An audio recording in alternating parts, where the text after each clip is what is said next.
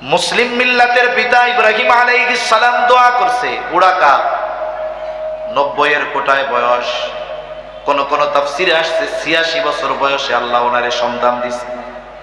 কি দোয়া করছে? রব্বি হাবলি মিনাস সলিহিন, আয় আল্লাহ আপনি আমার একটা নেককার সন্তান দান করেন। মুফাসসিরিনে কেরাম বলেন আল্লাহ তাআলার কাছে ছেলে সন্তান কামনা করা এটা ইব্রাহিম আলাইহিস সালামের সুন্নাত। এখন আপনি চাইছেন ছেলে, আল্লাহ দিছে মেয়ে, মুখটারে পেশার মতো বানানো যাবে নাকি? ইয়া আইয়ুহাল্লাযীনা আমানু কু আনফুসাকুম ওয়া আহলিকুম নারা।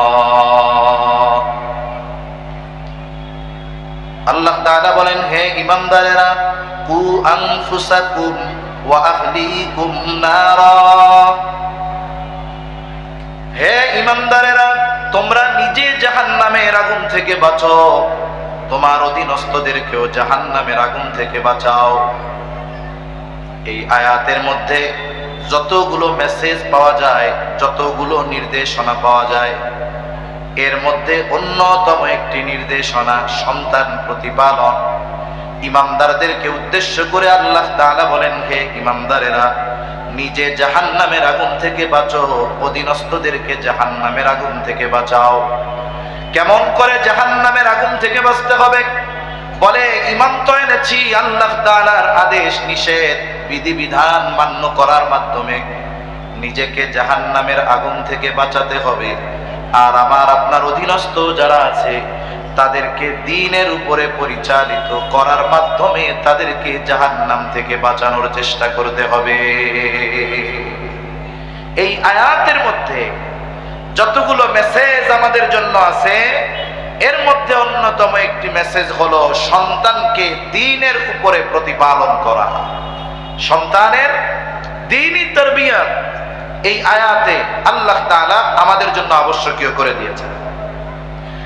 সাথে সাথে রাসূলুল্লাহ সাল্লাল্লাহু আলাইহি ওয়াসাল্লাম বলেন কুল্লুকুম রাঈনা ওয়া কুল্লুকুম মাসউলুনা আন রাইয়াতিহি, তোমরা প্রত্যেকেই দায়িত্বশীল, প্রত্যেককেই তার দায়িত্বের ব্যাপারে জিজ্ঞাসা করা হবে। নবীজি সাল্লাল্লাহু আলাইহি ওয়াসাল্লাম বলেন রাষ্ট্রনেতা একজন দায়িত্বশীল, সে তার দায়িত্বের ব্যাপারে জিজ্ঞাসিত হবে। একজন পুরুষ তার পরিবার পরিজনের ব্যাপারে দায়িত্বশীল, সে তাদের ব্যাপারে জিজ্ঞাসিত হবে। এক কথায় আমার আপনার অধীনে যারা আছে, আমার আপনার অধীনস্থ যারা আছে, তাদের প্রত্যেকের ব্যাপারে কিয়ামতের ময়দানে যার সামনে আমাকে আপনাকে জবাবদিহিতার কাঠগড়ায় দাঁড়াতে হবে তিনি কে? এই যে অধীনস্থদের মধ্যে অন্যতম সন্তান, এই সন্তানের ব্যাপারে আল্লাহ কিয়ামতে আমাকে জিজ্ঞাসা করবে, আমাদেরকে জিজ্ঞাসা করবে সন্তানরে দ্বীন শিখাইছিলা? যদি সেই দিন আমি আপনি দুনিয়ায় সন্তানকে ইসলামী তারবিয়াতের আলোকে, ইসলামের আলোকে তাকে প্রতিপালন না করে থাকি, দ্বীনের উপরে যদি তাকে আমি আপনি প্রতিপালন না করে থাকি, সেই দিন যেই সন্তানকে আপনি শহরের সবচাইতে দামি স্কুলে পড়িয়েছেন, যেই সন্তানকে আপনি আপনার সবচাইতে দামি পোশাকগুলো কিনে দিয়েছেন, ওই সন্তান দুনিয়ার বুকে তাকে দ্বীনি তারবিয়াত না দেওয়ার কারণে কিয়ামতের দিন আপনার আমার দিকে অভিযোগের আঙ্গুল তুলবে। কি বলবে? রব্বানা ইন্না আতা'না সাদাতানা ওয়া কুবারানা ফাআদাল্লুনাস সাবিলা রব্বানা আতিহিম যিআফাইনি মিনাল আযাবি ওয়ালআনহুম লা'নান কাবীরা। ওই দিন হয়তো ওই হতভাগা পিতার সন্তান তার বাবার ব্যাপারে আল্লাহ তাআলার কাছে অভিযোগ করে বলবে, ও আমার রব, ইন্না আতা'না সাদাতানা ওয়া কুবারানা, আমরা আমাদের নেতাদের অনুসরণ করেছি, বড়দের আনুগত্য করেছি, আজকে যে আমাদের এই পরিণতি এর জন্য তো আমি দায়ী না। সন্তান হয়তো পিতার ব্যাপারে বলবে, আল্লাহ আজকে আমি জাহান্নামী হওয়ার কারণে আমার পিতা দায়ী। কর্মী হয়তো বলবে জাহান্নামী হওয়ার কারণে আমার নেতা দায়ী। এইবার তারা আল্লাহ তাআলার কাছে আরেকটু তাদের ব্যাপারে বলবে, রব্বানা আতিহিম দি'ফাইনি মিনাল আযাব। ও রব, যেহেতু আমাদের এই করুণ পরিণতির জন্য দায়ী তারা, সুতরাং আপনি তাদের আযাবরে দ্বিগুণ করে দেন। একথা কিয়ামতের দিন সন্তান তার বাবার ব্যাপারে কার কাছে বলবে? জোরে বলেন। যদি আমি আপনি সন্তানকে দ্বীনের উপরে গড়ে না তুলি। আশা করি এতটুকু কথার দ্বারা আপনারা অনুধাবন করতে পেরেছেন যে ইসলামের আলোকে সন্তান লালন পালন করা ওই পিতার জন্য, মুমিন পিতার জন্য আবশ্যকীয় এক কর্তব্য, ঠিক কিনা বলেন? এটা ফরজ করতে হবে। এখন আসেন, সন্তানের তারবিয়ত তথা এই প্রতিপালন প্রক্রিয়া শুরু হবে কোথা থেকে? এখন এই বাংলাদেশেও অনলাইনে অনেক কোর্স আছে, সেখানে প্যারেন্টিং শিক্ষা দেওয়া হয়। প্যারেন্টিং মানে এই প্রতিপালন, সন্তান লালন পালন, যে আপনার অবাধ্য সন্তানকে আপনি কিভাবে কথা শোনাবেন, আপনার সন্তান মাদকাসক্ত, একে আপনি কিভাবে পথে আনবেন, এরকম কোর্স আছে, অনলাইন অফলাইনে কোর্স আছে। এবং এই কোর্সগুলো হাই ডিমান্ডের কোর্স। এক একটা কোর্স 30, 40, 50 হাজার টাকা খরচ করে কোর্স করা লাগে, সন্তান লালন পালন শেখা লাগে। অথচ ইসলাম সন্তান লালন পালন আমাদেরকে কোরআন সুন্নাহর আলোকে শিক্ষা দিয়েছে। জাগতিক থিঙ্ক হলো, জাগতিক চিন্তা হলো সন্তান দুনিয়ায় আসার পরে সন্তানের তারবিয়ত শুরু হবে, এটা হলো জাগতিক চিন্তা।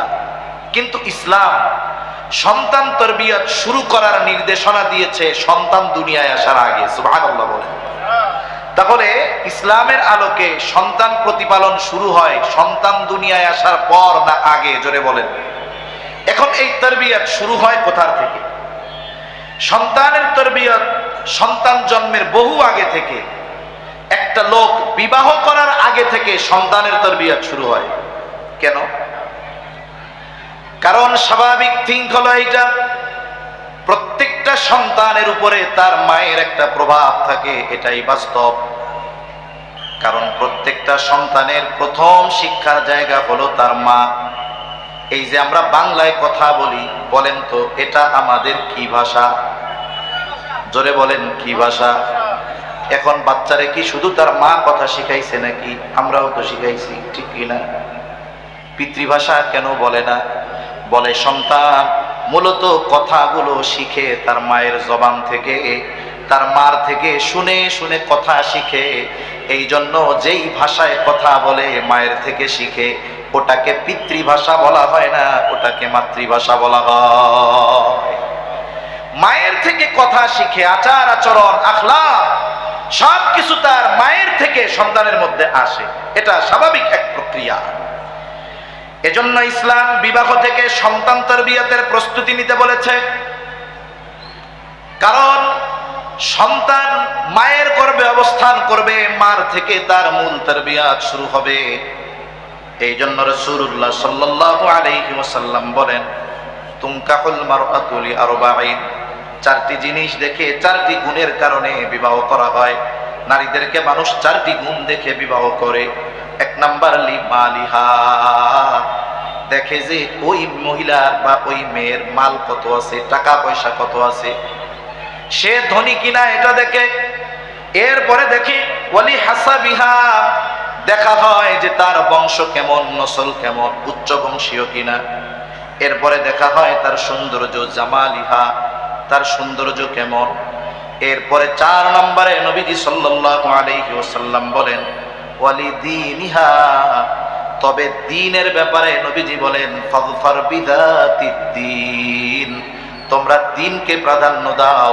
কারণ বাকি 3টা যদি কোনো নারীর মধ্যে থাকে, তার মধ্যে যদি দ্বীন না থাকে, তাহলে প্রকৃতপক্ষে উত্তম চরিত্রবান মহিলা সে হতে পারে না। এখন এর বিপরীত, এখন কেউ মাল দেখে, কেউ সৌন্দর্য দেখে, দ্বীনকে বানিয়ে ফেলছে অপশনাল, 4 সাবজেক্ট। ওইটা থাক আর না থাক, চেহারা, টাকা আর বংশ ঠিক থাকলে বাকিটা ঠিক হয়ে যাবে, এরকম বলে না অনেকে? মেয়ে সুন্দর আছে, নামাজ কালাম পারে না, তাতে কি, শিখায় লইস, বলে না এরকম? বলে, কিন্তু দেখা যায় শিখাইতে গিয়া উল্টা তার অবস্থা খারাপ হয়ে যায়। এজন্য এই 4 গুণ যদি একজনের মধ্যে থাকে সেটা তো ভালোর উপরে ভালো, কিন্তু বাকি 3টা আছে, দিন নাই। সব জায়গায় গণতন্ত্রের স্লোগান চলে না। যদি এই চিন্তা করি যে 4 ভাগের 3 ভাগ তো তার মধ্যে পাওয়া গেছে, দিন নাই তাতে কি? বেশিরভাগ গুণ তো আছে, কিন্তু দিন হলো এমন এক গুণ, বাকি 3টা যদি নাও থাকে, ওই মেয়ে যদি দিনদার হয় তাহলে আশা করা যায় তার সন্তান একজন দিনদার সন্তান হবে, ঠিক কিনা বলেন? এজন্য সন্তান তারবিয়াতের প্রথম ধাপ হলো বিবাহের মাধ্যমে শুরু হয়। এজন্য রাসূল আকরাম সাল্লাল্লাহু আলাইহি ওয়াসাল্লাম বিবাহের ক্ষেত্রে দিনদারিত্বকে প্রাধান্য দিতে বলেছেন। এরপরে বিবাহ সম্পাদন হয়ে গেল। এরপর আল্লাহ তাআলার কাছে নেক সন্তানের জন্য দোয়া করা। সন্তান মাতৃগর্ভে আসার আগেই সন্তানের জন্য, নেক সন্তানের জন্য আল্লাহ তাআলার কাছে দোয়া করা, এটা পয়গম্বরদের সুন্নাত, পয়গম্বরদের আমল। নেক সন্তানের জন্য দোয়া করা আল্লাহ কোরআনুল কারীমের মধ্যে দোয়া শিখায়া দিয়েছেন।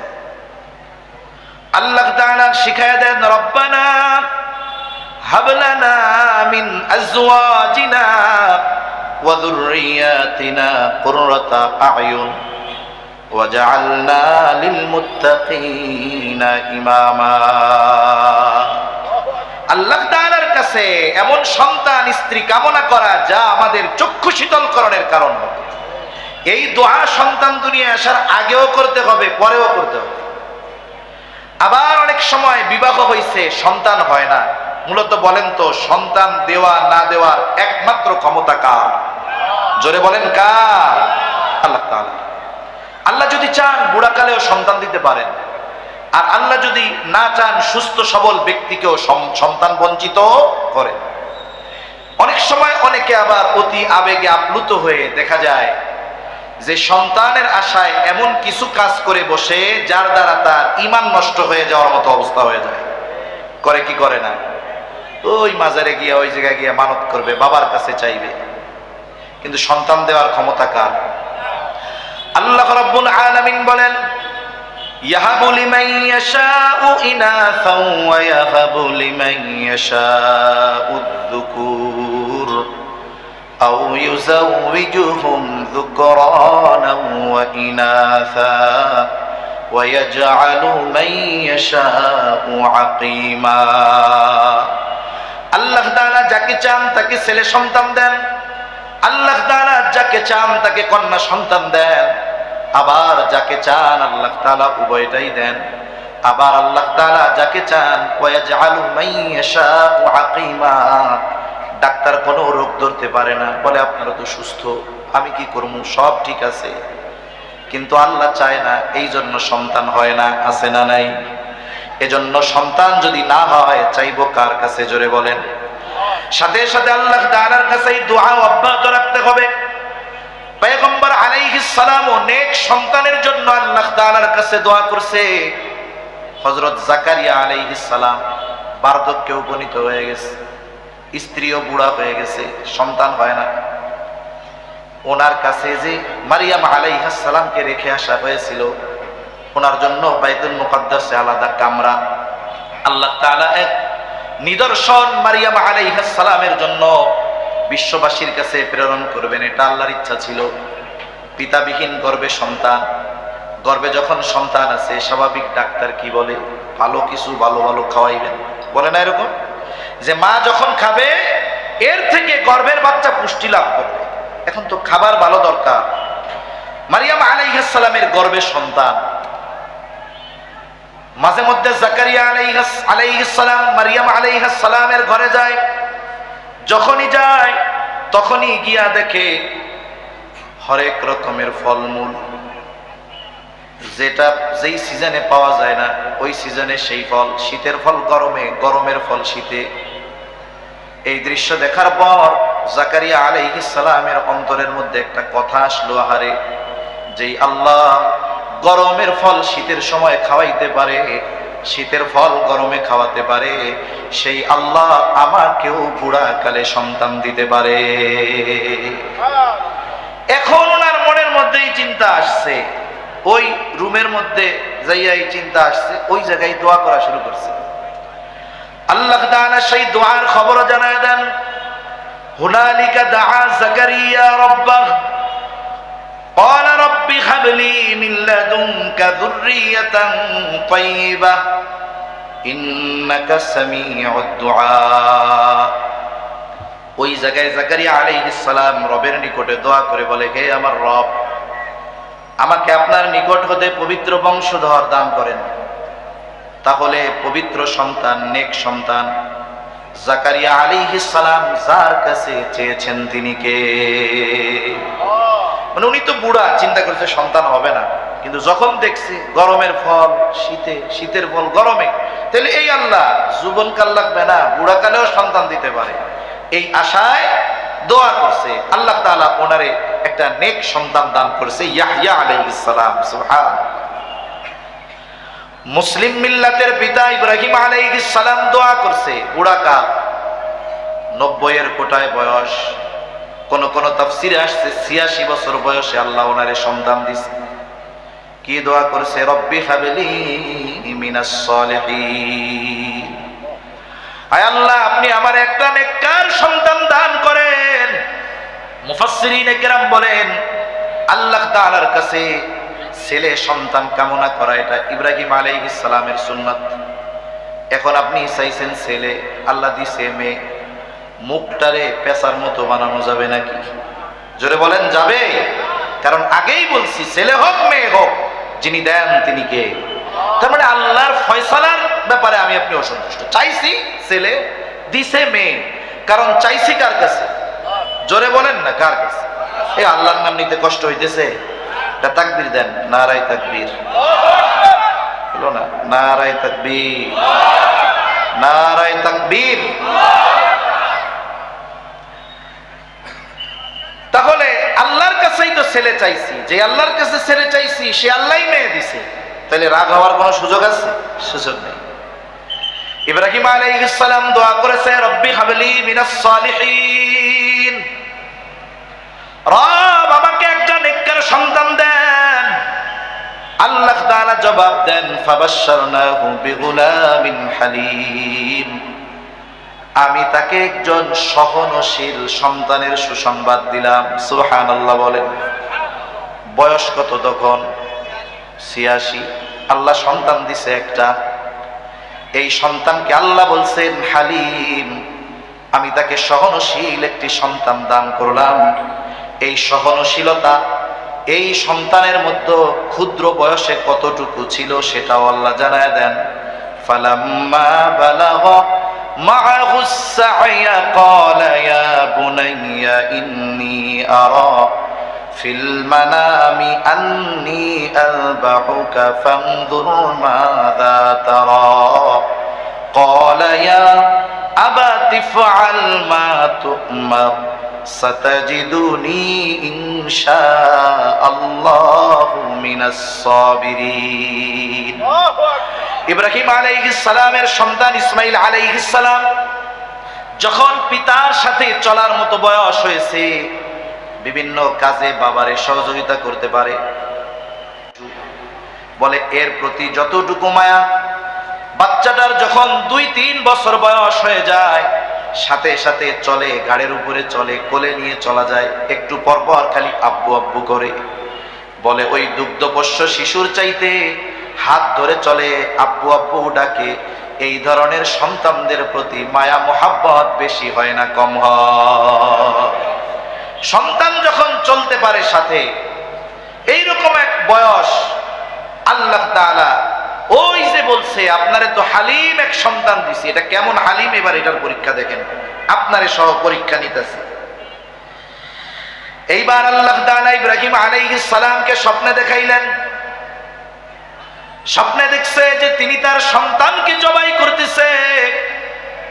সন্তানের কাছে আইসা ইব্রাহিম আলাইহিস সালাম বলতেছে, ইয়া বুনাইয়া ইন্নী আরা ফিল মানাম, হে আমার বৎস, আমি স্বপ্নের মধ্যে দেখলাম, আন্নী আযবাহুকা, যে আমি তোমারে জবাই করতেছি।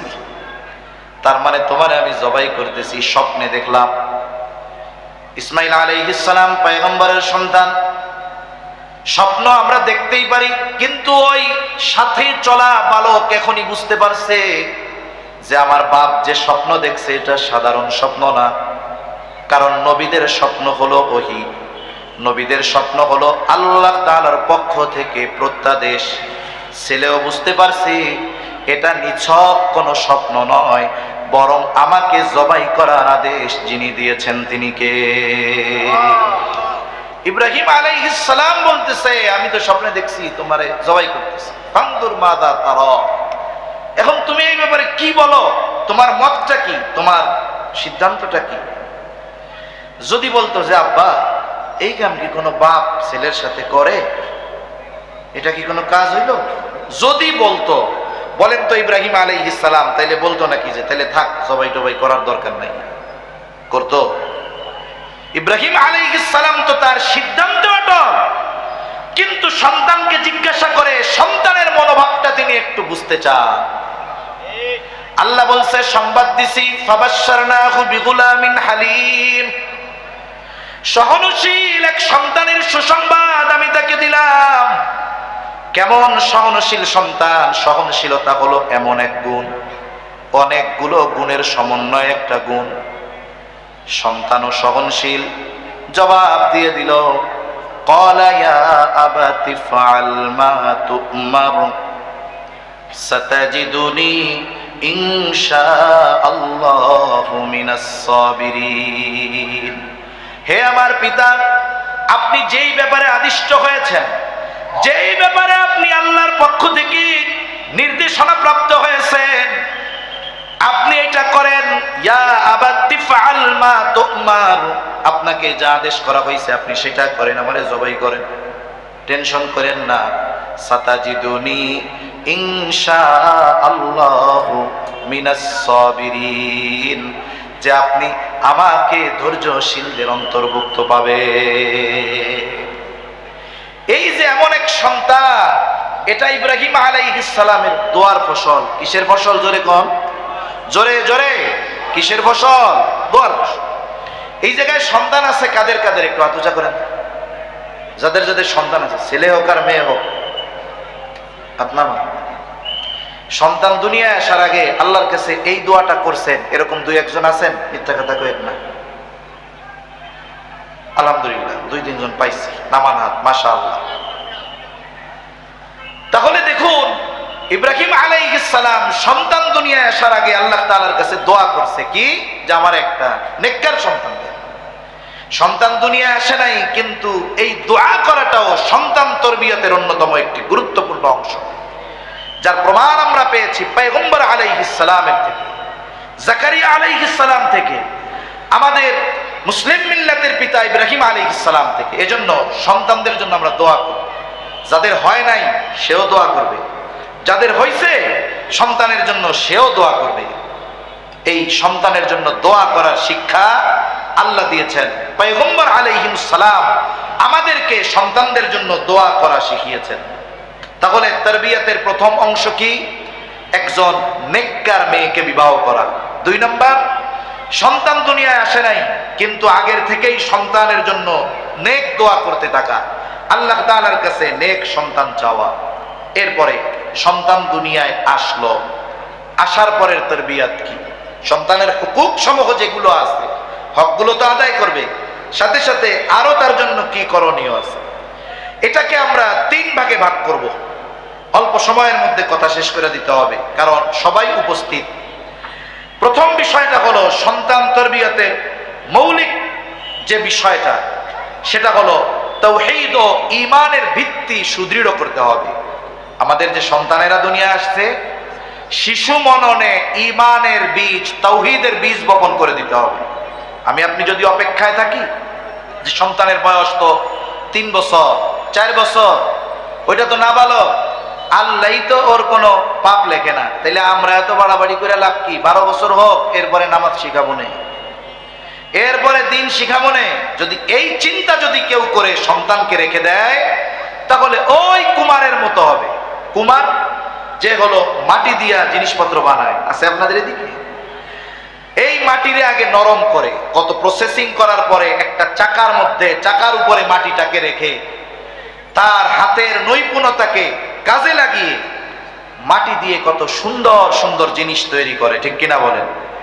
যে এই নৈপুণ্যতার অধিকারী নয়, তাকে যদি সুন্দর মাটি দেওয়া হয়, আমারে দিয়ে যদি কয় হুজুর এক গ্লাস বানায় দেন, আমার দ্বারা সম্ভব? কেন নয়?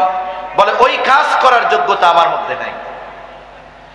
কুমার যদি তার হাতের নৈপুণ্যতা প্রদর্শনের মাধ্যমে মাটির সুন্দর সুন্দর তৈজসপত্র বানাতে চায়, তবে মাটিটা নরম হতে হবে। ওই কুমার যত অভিজ্ঞতা সম্পন্ন হোক না কেন, যদি কুমারের সামনে শক্ত মাটি এনে দেওয়া হয়, সে যতই চেষ্টা প্রচেষ্টা করুক না কেন, তার যতই অভিজ্ঞতা থাকুক না কেন, ওই শক্ত মাটি দিয়া একটা গ্লাসও সে বানাতে পারবে না। কুমার ওই সময় কেন বানাতে পারে? বলে ওই সময় মাটিটা নরম থাকে। এই জন্য শিশুদের মনের অবস্থা ওই রকম কাদার মতো, ছোটবেলায় যেই ছাঁচে তারে গড়বেন, বড় হওয়ার পরে ওটাই হবে। শিশুদের মন হলো পাথরের মতো, লেখার ক্ষেত্রে শেখানোর ক্ষেত্রে পাথরের মতো। পাথরে যেমন খোদাই করলে মুছে যায় না, শিশু মরণে যদি তাওহীদ আর ঈমানের বীজ বপন করে দেওয়া যায়, ওর সামনে যত ফিতনা আসুক না কেন, ও কখনো বেঈমান হবে না, ঠিক কিনা বলে? এজন্যই তো হযরত লুকমান আলাইহিস সালাম, দাউদ আলাইহিস সালাম নবুয়তি পাওয়ার আগের মানুষ। হযরত লুকমান তিনি নবী ছিলেন না, অথচ হযরত লোকমানের সন্তানদেরকে করা নসিহত গুলো আল্লাহ তাআলার কাছে কত পছন্দনীয় হয়েছে, যে আল্লাহ তাআলা হযরত লোকমানের সন্তানদেরকে করা নসিহত গুলো উম্মতে মুহাম্মাদির জন্য ওহী কইরা নাজিল করেছেন। শুধু তাই না, হযরত লোকমানের নামে একটা সূরা আছে, ওই সূরার মধ্যে হযরত লোকমানের সন্তানদেরকে করা নসিহত গুলো আমাদের জন্য আল্লাহ তাআলা কোরআনুল কারীমের মধ্যে নাজিল করেছে। কেন করছে এটা? কারণ হযরত লোকমান তার সন্তানদের যেই তারবিয়াত দিয়েছে, এই তারবিয়াতের প্রথমটাই তাওহীদ আর ঈমানের তারবিয়াত। আল্লাহ রাব্বুল আলামিন সূরা লুকমানের মধ্যে বলেন, وَإِذْ قَالَ لُقْمَانُ لِابْنِهِ وَهُوَ يَعِظُهُ يَا بُنَيَّ لَا تُشْرِكْ بِاللَّهِ إِنَّ الشِّرْكَ لَظُلْمٌ عَظِيمٌ। হযরত লোকমান তার সন্তানকে বলতেছে, আল্লাহ তাআলা বলেন তার সন্তানরে, হযরত লোকমান তার নিজ সন্তানরে ওয়াজ করতেছে, ওয়াহুয়া ইয়াইদুহু, সন্তানরে ওয়াজ করতেছে, ইয়া বুনাইয়া লা তুশরিক বিল্লাহ, হে আমার বৎস, তুমি আল্লাহ তাআলার সাথে শিরিক কইরো না। এই যে তাওহীদের শিক্ষা, আল্লাহর একত্ববাদের শিক্ষা, তারবিয়াত সন্তানকে দিচ্ছে হযরত লোকমান। কেন শিরিক করবা না? ইন্নাশ শিরকা লাযুলমুন আযীম, কারণ শিরক হলো মহা জুলুম, মহা অন্যায়। আল্লাহ তাআলার সাথে শিরিক করা এটা শুধু জুলুম না মহা জুলুম? জোরে বলেন, কি জুলুম? মহা জুলুম, আল্লাহর সাথে শিরিক করা। যেহেতু কথার প্রসঙ্গে আসলে তাই একটু বলি, যে একটা হলো জুলুম আর একটা হলো মহা জুলুম। মানুষের উপরে যে অন্যায় করে এটা সাধারণ জুলুম। শক্তিশালী দুর্বলের উপরে যেই জুলুম করে এটা সাধারণ জুলুম। তার মানে সবল কর্তৃক দুর্বলের যেই অধিকার নষ্ট করা এটা হলো শুধু জুলুম। আর মহা জুলুম হলো দুর্বল কর্তৃক সবলের হক নষ্ট করা। মনে করেন কেউ যদি আমারে আপনারে আইসা এখন বলে যে হুজুর একটা গুরুত্বপূর্ণ ঘটনা ঘটে গেছে, কি হয়েছে? এখন সে বলতেছে, ওই যে ফায়ার সার্ভিসের সামনে একটা হাতি ছাগলরে পাড়া দিয়ে মেরে ফেলছে। বলেন তো এটা কি কোনো গুরুত্বপূর্ণ ঘটনা হলো নাকি? এটা তো স্বাভাবিক বিষয়, ঠিক কিনা? ছাগল যদি হাতির পাততলে পড়ে ওটা তো বালু ভর্তা হয়ে যায়। কিন্তু কেউ যদি আইসা বলে হুজুর ঘটনা তো একটা ব্যতিক্রম, কি হয়েছে? ছাগলে লাথি মাইরা হাতিরে মেরে ফেলছে। ঘটনাটা ঘটছে কি? লাথি মারছে ছাগল, তাহলে মইরা গেছে হাতি, তাইলে এটা হলো মহা আশ্চর্য এক ঘটনা। হাতি যদি ছাগলকে মারে এটা স্বাভাবিক ঘটনা। সবল যখন দুর্বলের হক নষ্ট করে বলে এটা স্বাভাবিক জুলুম, এটা হয়।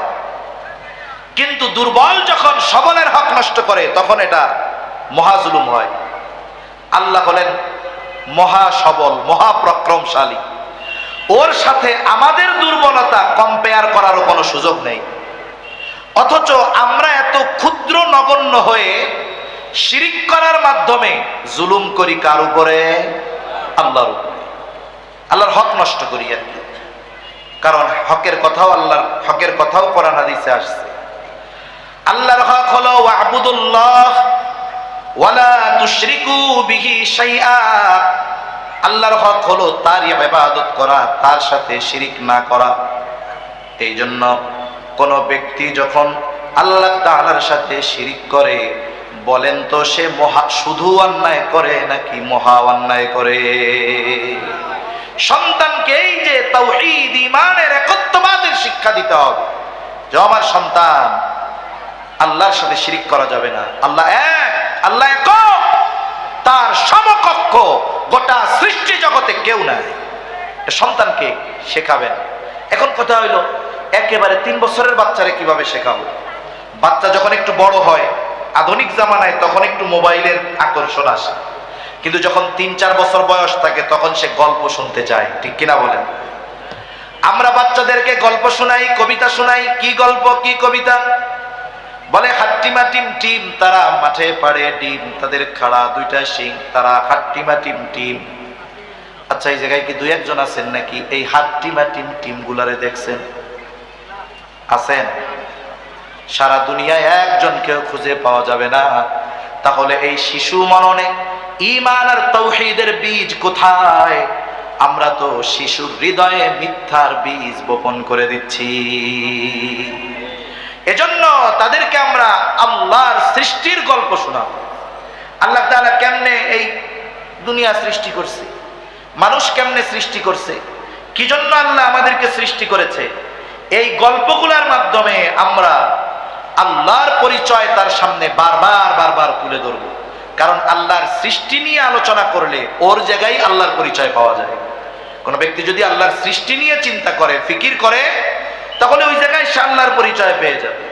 ঘুমানোর আগে বাচ্চারা গল্প শুনতে চায়, নবীজির সিরাত থেকে গল্প শোনান, নবীজির শৈশবকালের গল্প শোনান। ছোট ছোট বাচ্চাদেরকে নবীজির ওই এতিম সময়, যখন তার মাও নাই বাবাও নাই, ওই সময়ের গল্পগুলা বললেন। আপনার আমার কঠোর হৃদয়ে ওই কথাগুলো রেখাপাত না করতে পারে, কিন্তু ছোট্ট বাচ্চাদেরকে একটু হৃদয় দিয়ে বলেন, দেখবেন ওর চোখের কোণায় রহমতের নবীর মায়ায় পানি ছলছল করতেছে, ঠিক কিনা বলেন? এই যে সিরাতের গল্পগুলা তারে শোনায় গম পাড়ান, নবীর সাথে পরিচয় করায় দেন, আল্লাহর সাথে পরিচয় করায় দেন। তারপরে শেখান যে কোনো কিছু আল্লাহর কাছে চাইতে হয়, কোনো কিছু চাইতে হয় আল্লাহর কাছে। তুমি যদি ভবিষ্যতে কোনো কিছু করতে চাও, বলা তো যায় না কি বিপদ আছে, তুমি এই জন্য ইনশাআল্লাহ বলবা। এখন তুমি কালকে স্কুলে যাবা, কেউ যদি জিজ্ঞাসা করে তুমি বলবা ইনশাআল্লাহ যাব। এই যে আল্লাহর সাথে তার পরিচয় ঘটায় দেওয়া হচ্ছে, শিশু মননে আল্লাহর নাম, আল্লাহর পরিচয়ের বীজ যখন বপন করে দেওয়া হচ্ছে, আশা করা যায় ঈমানের গাছ রোপণ হবে। তো আজ অথবা কাল ওই গাছ ফল দিবে ইনশাআল্লাহ, ঠিক কিনা বলে? এজন্য ছোটবেলা থেকেই সন্তান তরবিয়তের অন্যতম অংশ আমরা বানাবো, যে তার ঈমান আর তাওহীদকে সুদৃঢ় করব তার হৃদয়ের মধ্যে। এরপরে সাথে সাথে নৈতিক শিক্ষা ও চরিত্র গঠনের মেহনত করতে হবে। আপনি আমি কোনো শিশুকে আঘাত করে, পিটিয়ে, শাস্তি দিয়ে কোনো কিছু শেখাতে পারবো না। বলে শিশুদের ক্যারেক্টারটা এক ধরনের বানরের মতো। উপমা দেওয়া ঠিক হইল না, তবে একটা গল্প বলবো এই জন্য বললাম। বানর মানুষের থেকে দেখে দেখে শিখে। এক লোক একটা গাছে দেখছে লেবু, লেবু গাছটার চারদিকে পানি, মধ্যে লেবু গাছ, লাঠি দিয়াও লেবু পড়া সম্ভব না, গাছের মধ্যে বানর ভরা, গিয়াও লেবু পড়া সম্ভব নয়। এক বুদ্ধিমান লোক করছে, লেবু পাড়া লাগবে না, ওরে দিয়া পাড়াম। কেমনে? এইবার হাতে ঢিল ছিল, সে বানরের দিকে নিক্ষেপ করছে। বানর চিন্তা করছে এটা তো ফজিলতের কাজ, কি করা যায়, আমার কাছে তো ঢিল মিল নাই, লেবু ছিঁড়া ওর দিকে মারতেছে। তাহলে দেখুন, বানর এই নিক্ষেপ করার কাজটা নিজ বুদ্ধিতে শিখে নাই, বরং সে দেখে দেখে শিখছে। এজন্য আমি আপনি সন্তানকে যেমন চাই আমাকে তেমন করতে হবে। এজন্য দেখবেন বিড়িখোর বাপের পুলা ও প্যান্ট পরা শেখার আগে বিড়ি খাওয়া শিখা যায়, আছে না নাই বলেন? আমাদের এলাকায় এক পুলা হাপুড় হাটে, এখনো ভালো মতো হাঁটতে পারে না, সাইডে ওর বাবা সিগারেট খেয়ে ফেলায় রাখছে। এখন পোলা দেখছে ওইটা, বাপ তো উঠে গেছে, ছোট বাচ্চা হামাগুড়ি দিয়া দিয়া ও দুইটা এরকম মারতেছে। চিন্তা করছে আব্বা এই আমল করছে, এটা তো অনেক ফজিলতের আমল, এটা বাদ দেওয়া যাবে না। এই যে বাচ্চাটা যে শিখলো কার কাছ থেকে? এজন্য যদি সন্তানের চরিত্রকে আমরা উত্তম চরিত্রে পরিণত করতে চাই, সন্তানের মধ্যে সত্যবাদিতা, আমানতদারিতা, ন্যায়পরায়ণতা প্রবেশ করাতে চাই, ওই গুণগুলাতে প্রথমে আমাকে আপনাকে গুণান্বিত হতে হবে। আমি আপনি যদি নৈতিকতার গুণে গুণান্বিত হয়ে যাই, আশা করা যায় আমার আপনার ধৈর্য, বিনয়, আচার আচরণ, আমানতদারিতা দেখে দেখে সন্তান এগুলো শিখবে। আমি যদি সন্তানের সাথে মিথ্যা কথা বলি, ও মিথ্যা কথা শিখবে, এটা স্বাভাবিক বিষয়। ছোট বাচ্চার সাথেও মিথ্যা কথা বলা জায়েজ নাই। রাসূল আকরাম সাল্লাল্লাহু আলাইহি ওয়াসাল্লামের কাছে একজন মহিলা আসছে, মহিলা সাথে ছোট বাচ্চা। বাচ্চারা এক জায়গায় যখন অনেকজন হয়, একটু যদি খেলাধুলায় জড়ায় যায় তখন আর বাপ মার কাছে আসতে চায় না। বাচ্চাটা মহিলার থেকে দূরে চলে গেছে, মহিলা বাড়িতে ফিরবে, বারবার বাচ্চাটাকে ডাকতেছে যে আমার কাছে আসো, আসে না। এইবার মহিলা হাতের মুঠ পাকায়া, হাতের মুষ্টিবদ্ধ করে সন্তানের দিকে ইশারা করতেছে, এদিকে আসো, তার মানে আমার কাছে যদি আসো তোমারে মজা দিমু। ছোট বাচ্চা দৌড় দিয়া চলে আসছে। এবার হাতের মুঠ খুলে মহিলা ওই বাচ্চার হাতের মধ্যে একটা খেজুর দিয়ে দিছে। রহমতের নবী এই দৃশ্য দেখলেন। এবার মহিলাকে উদ্দেশ্য করে নবীজি সাল্লাল্লাহু আলাইহি ওয়াসাল্লাম বলতেছে, মহিলা শোনো, তুমি যদি এই বাচ্চার হাতে কোনো কিছু না দিতা তাহলে অবশ্যই তুমি মিথ্যাবাদী বলে গণ্য হয়ে যেতা। এইরকম আচার আচরণের মাধ্যমে আমরা বাচ্চাদেরকে মিথ্যা শিখাই। অনেক সময় আমরা মিথ্যা বলতে তাদের উদ্বুদ্ধ করি। স্কুলে আসে নাই, মাদ্রাসায় আসে নাই, পরের দিন আসতে চায় না, ভয় পায়। এখন মা শিখাই দিছে, যে বলবা যে তুমি কালকে অসুস্থ ছিল, তোমার পেটে ব্যথা ছিল। এখন ছোট বাচ্চা স্কুলে আসছে, শিক্ষক ডাক দিছে, এদিকে আসো, কি ব্যাপার, তুমি কালকে স্কুলে আসো নাই কেন? ও তো ভয় পাইতেছে, বলে হুজুর আমার পেটে ব্যথা ছিল। হুজুরও চালাক, শিক্ষকও চালাক, বলে তোমার যে পেটে ব্যথা ছিল তোমারে কে কইছে? হুজুর আমার আম্মু বলছে, হুজুর আমার পেটে ব্যথা ছিল। এই যে মিথ্যার বীজ মজার ছলে আমরা বাচ্চাদের হৃদয়ে বপন করে দিচ্ছি, এটা কখনোই আমাদের জন্য সমীচীন নয়। এজন্য বাচ্চার নীতি নৈতিকতা এগুলোর ব্যাপারে আমাদেরকে সতর্ক হতে হবে। আমরা যদি নীতি নৈতিকতার ব্যাপারে সতর্ক হই তাহলে বাচ্চারা শিখবে। এই যে দেখেন, নৈতিকতার একটি আমল হলো সালাম প্রদান করা, সালাম দেওয়া। ছোটরা বড়দের সালাম দিবে, এটা নিয়ম। ধরেন বাপকে সন্তান সালাম দিবে। এখন কথা হলো, জামানা তো এমন, পিটাইয়াও সালাম দেওয়ানো যায় না। আমরা ছোটদের কাছ থেকে সালাম আশা করি, কিন্তু এই ছোটরা যে আমাদেরকে সালাম দিবে সেটা শেখাতে হবে কাদের? আমাদের। তাদের এই তরবিয়ত দিতে হবে আমাদের। কেমনে? লাঠি দিয়া পিটাইয়া? সবকিছু লাঠি দিয়া হবে না। মনে করেন মাদ্রাসার তালিবুল ইলম রাস্তা দিয়ে এটা যেতেছে, মুরব্বী একজনের সামনে দিয়া ড্যাং ড্যাং করে যাচ্ছে, সালাম দেয় নাই।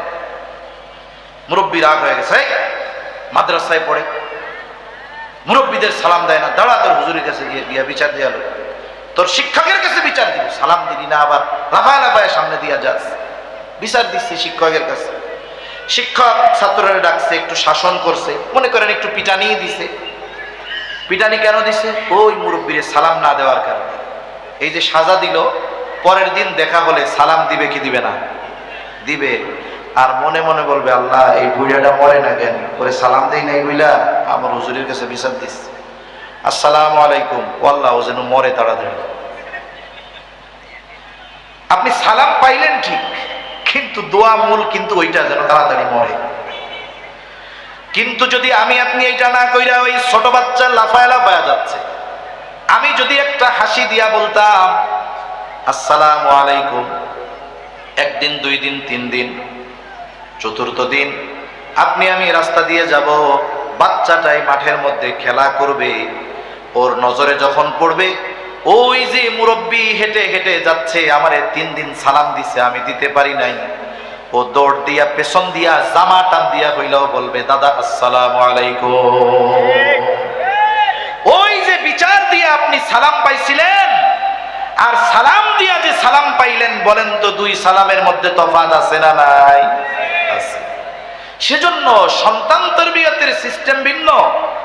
ছোট বাচ্চাদেরকে সব সময় পিটায় শেখানো যায় না। এজন্য আমি আমার বাসায় যখন যাব, ঘরে ঢুকতে সালাম দিব। বেটারা অনেক সময় মনে করে মহিলাদের সালাম দিব, ইজ্জত থাকবো।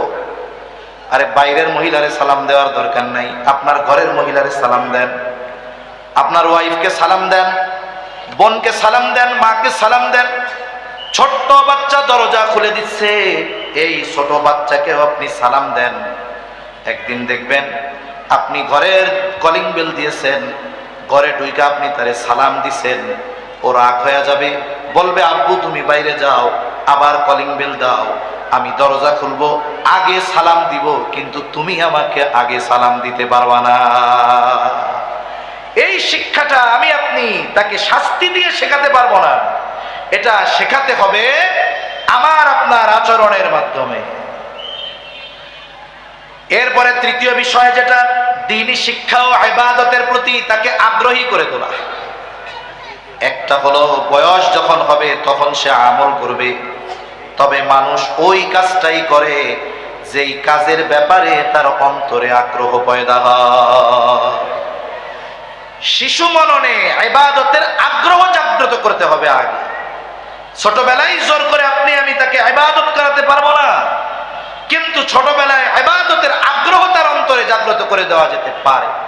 এটার অনেক পদ্ধতি আছে। যেমন আপনি তাকে নামাজ শেখাবেন। নামাজ হাদিসের মধ্যে আসছে, তোমাদের সন্তানদের 7 বছর বয়সে নামাজের আদেশ দাও, 10 বছর বয়সে নামাজ না পড়লে প্রহার করো, আর 10 বছর বয়সে বাচ্চার বিছানাটা আলাদা করে দাও।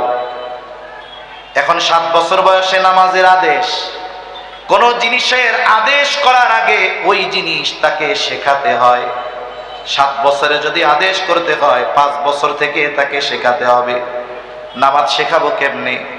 আমরা তো নফল সুন্নাত সব মসজিদের মধ্যে পড়ি, বাচ্চারা ঘরে থাকে, এই জন্য যদি সম্ভব হয় নফল সুন্নাত নামাজগুলো ঘরে পড়া।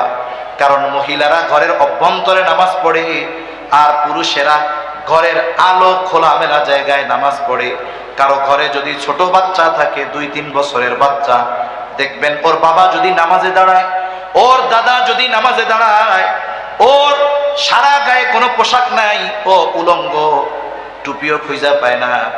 যখন টুপি পায় না, দেখা যাবে রান্নাঘর থেকে তরকারির বাটি মাথায় দিয়ে এসে কয় আল্লাহু আকবার। ঠিক কিনা বলে?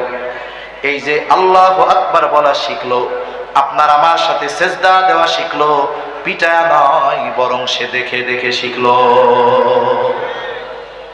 এই ইবাদতের আগ্রহ বাচ্চাদের মধ্যে দেখে দেখে পয়দা।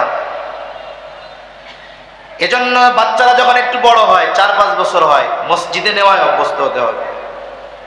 আমাদের দেশের অবস্থা হলো, বাচ্চারা একটু মসজিদে গিয়ে যদি চেঁচামেচি করে, নামাজের খুশু খুজু নষ্ট হয়ে যায়। ঠিক না?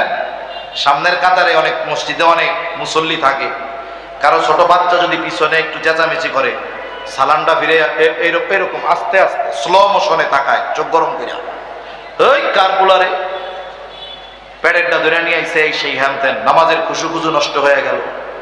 আচ্ছা বলেন তো, নামাজ কি শুধু স্বাভাবিক সময়? যদি কোনোদিন জেহাদের ময়দানে যেতে হয়, নামাজ আছে না নাই? এখানে একদল পাহারা দিবে আর একদল নামাজ পড়বে। ওই সময় তো তলোয়ারের যুদ্ধ, এখন তো মারবে এক একটা অ্যাটম বোমা। তা আমি চিন্তা করি, ওনার যদি পোলাপানের কেরানিতে নামাজ নষ্ট হয়ে যায়, তাইলে যদি বোম পাশে পড়ে, তাহলে তো পায়খানা করে দিব ওই জায়গায়, ঠিক কিনা বলেন? বাইতুল্লাহ দেখবেন, হারামাইনে, মক্কা মদিনায়, সব আরবের মসজিদগুলোর মধ্যে ছোট ছোট বাচ্চারা দৌড়াদৌড়ি করতেছে।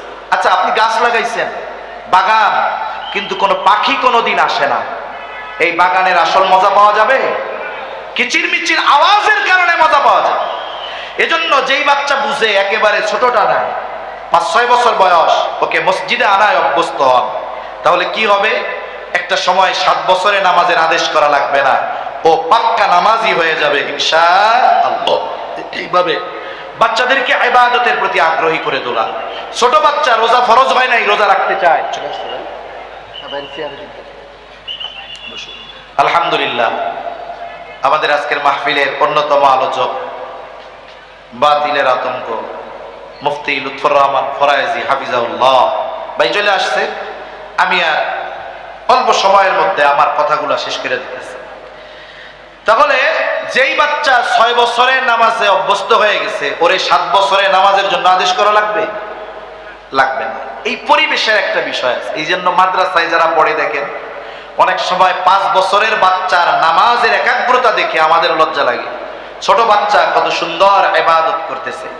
এজন্য সন্তান প্রতিপালনের অন্যতম একটি বিষয় যে সন্তানকে ইবাদতের প্রতি আগ্রহী করে তোলা, সাথে সাথে দ্বীনি শিক্ষার ব্যবস্থা করা। দ্বীনি শিক্ষার ব্যবস্থা করা। আগে তো মাদ্রাসা মানে আমরা বুঝতাম যে মাদ্রাসায় পড়বে শুধু সবচাইতে ব্রেন খারাপ যেটার এইটা, আর সবচাইতে গরিব মানুষ যেটা, তার সন্তানটাকে মাদ্রাসায় দিবে। কিন্তু পারিপার্শ্বিক পরিস্থিতি এই ধরনের এলিট শ্রেণীর মানুষের চোখ কান খুলে দিয়েছে যে আমি যতই সম্পদ উপার্জন করি না কেন, আমার সন্তানদেরকে যদি বাস্তবিক অর্থে ভালো মানুষে পরিণত না করতে পারি, অঢেল সম্পদের মালিক হওয়ার পরেও বার্ধক্যকালে আমার উপার্জিত, আমার বানানো ওই 10 তলা বাড়িতে আমার জায়গা হবে না। এজন্য দেখেন প্রাইভেট মাদ্রাসাগুলো গড়ে উঠতেছে। আমাদের নূরে মদিনা মাদ্রাসা, আমাদের বিপ্লবী ভাইয়ের মাদ্রাসা, কত সুন্দর। সব ধরনের, সব স্তরের মানুষেরা তাদের সন্তানদেরকে এখানে দ্বীন শেখার জন্য দিয়েছে। এজন্য সন্তান তরবিয়তের অন্যতম একটি ধারা হলো তাদেরকে আমলে আগ্রহী করা, সাথে সাথে দ্বীন শিক্ষা দেওয়া। আমি 3টা পয়েন্ট বলেছি বাচ্চারা দুনিয়ায় আসার পরে তরবিয়ত, এর আগে 2টা বলেছি, মোট 5টা। মূল কথা, সন্তান তরবিয়ত এটা চলমান এক প্রক্রিয়া, সন্তান দুনিয়ায় আসলেই করতে হবে তা না।